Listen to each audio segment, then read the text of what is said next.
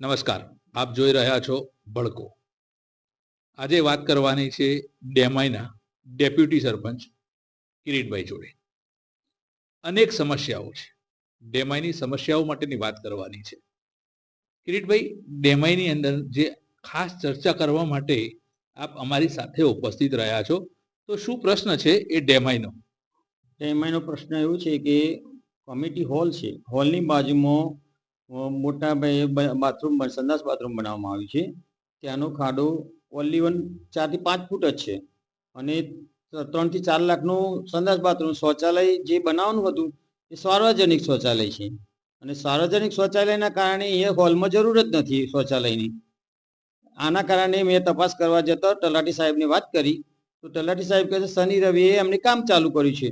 તો અટકાવવા માટે હું બાયડ ઓફિસે ડીડીઓ સાહેબને ગયો તો ડીડીઓ સાહેબને 6 તારીખે મેં જણાવ્યું કે બેન તમે તપાસમાં શું કરો છો? તો બેને એવો મને જવાબ આપ્યો કે તમારે તપાસમાં આવી જાય છે હમણાં.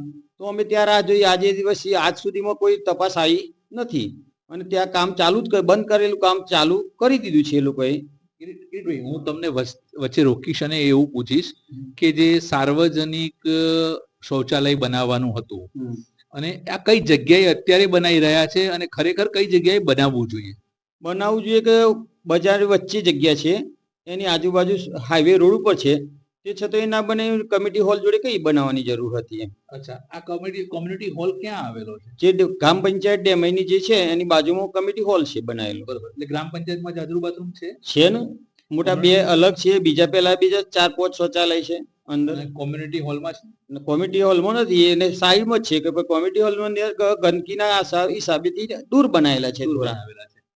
તો ખરેખર આના માટે કેટલા રૂપિયાની અંદાજિત ગ્રાન્ટ આવી હશે? આ બધું તમારા જે પંચાયતના સદસ્યો છે એમને આ બધી જાણ છે? કોઈને જાણ નથી. એ અમારા જેટલી સદસ્યો છે એ કોઈ જાણતા નથી.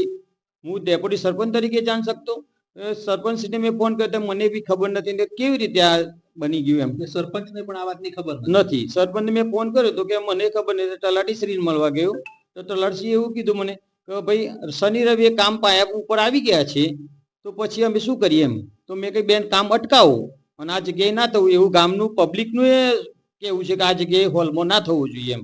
હવે આજે જાજરૂ બાથરૂમ એટલે કે જાહેર શૌચાલય બનાવવાની જે વાત હતી કિરીટભાઈ, તો એ ગામના લોકો માટે બનાવવામાં આવ્યું કે કોના માટે બનાવવામાં? ગામના લોકો માટે બનાવવાનો.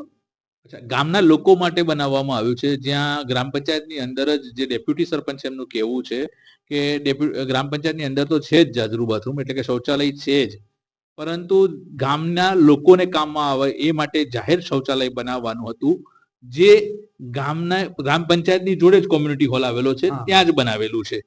એટલે સરકારના પૈસાનો દુર્વ્યય થઈ રહ્યો છે. હવે આમાં શું ખોટું છે? ચલો કદાચ શૌચાલય તો બની ગયું, પણ ખોટું શું છે?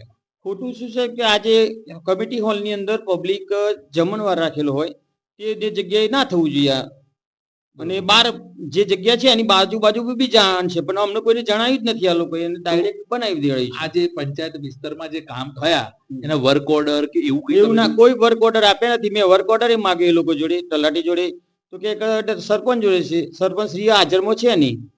તો પછી મેં 2 વાર ક્લાર્ક જોડે માગ્યા તો ક્લાર્કનું કેવું એવું છે કે જ્યારે કામ પૂરું થઈ જાય રોડનું ત્યારે જ્યારે બિલ મૂકવાનું થાય ત્યારે જ વર્ક ઓર્ડર મળે છે આપણને. એટલે પંચાયતના ક્લાર્કે તમને એવું કહ્યું કે ભાઈ જ્યારે કામ પૂરું થાય તો જ વર્ક ઓર્ડર મળે છે.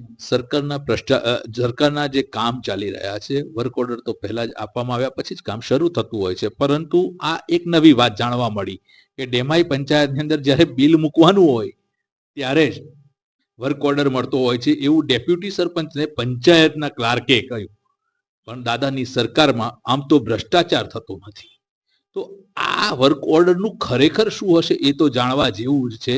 પરંતુ જે ડેપ્યુટી સરપંચ છે એ ટીડીઓને પણ મળ્યા છે, તાલુકા પંચાયત ખાતે આપ ટીડીઓને મળ્યા છો, ટીડીઓએ તપાસ કરવાનું કહ્યું, પરંતુ જાણવા મળ્યા મુજબ કે જે વખતે રજૂઆત કરીને તાત્કાલિક જ આગળનું કામ વધારી દેવામાં આવ્યું. ડેપ્યુટી સરપંચે કોન્ટ્રાક્ટરને એમ કહ્યું કે આ કામ રોકો, પણ કોન્ટ્રાક્ટરે કામ ઝડપી કર્યું. કેમ કોન્ટ્રાક્ટર આવું કરતો હશે? કેમ વર્ક ઓર્ડર વગર કોન્ટ્રાક્ટરે કામ કર્યું હશે? કોની જવાબદારી છે? હવે કેટલા સભ્યો આમાં તમારી જોડે હશે આ કામ ના થવા બદલ? અત્યારે 10-9 સભ્યો મારી જોડે છે. તમે આ બાબતે કોઈ લેખિત જાણ કરી? લેખિત જાણો મેં લિખિત કરી અને સભ્ય જોડે કહ્યું કે આ બને છે તો કે સાહેબ અમે તમારી જોડે છીએ અને સહીઓ કરીને આપી છે મને એમને. તો આ જે કામ છે એના વિરોધ અંગે બીજા સભ્યોએ પણ ડેપ્યુટી સરપંચને મદદ કરી. આ જે કામ છે એ રોકાવું છે, કારણ કે અહીંયા સરકારના પૈસાનો વ્યય થતો હોય એવું ડેપ્યુટી સરપંચને લાગે છે. પણ કદાચ કોઈની મિલીભગત હોય, કદાચ આમાંથી પણ કોઈને કંઈક મળતું હોય એટલે જ આવી રીતે છુપા ખેલ રમાતો હોય, તો આના માટે કોણ જવાબદાર? સરકારી તંત્રએ પગલાં અવશ્ય લેવા જોઈએ. જોતા રહો ભડકો. કિરીટભાઈ, આપનો ખૂબ ખૂબ આભાર.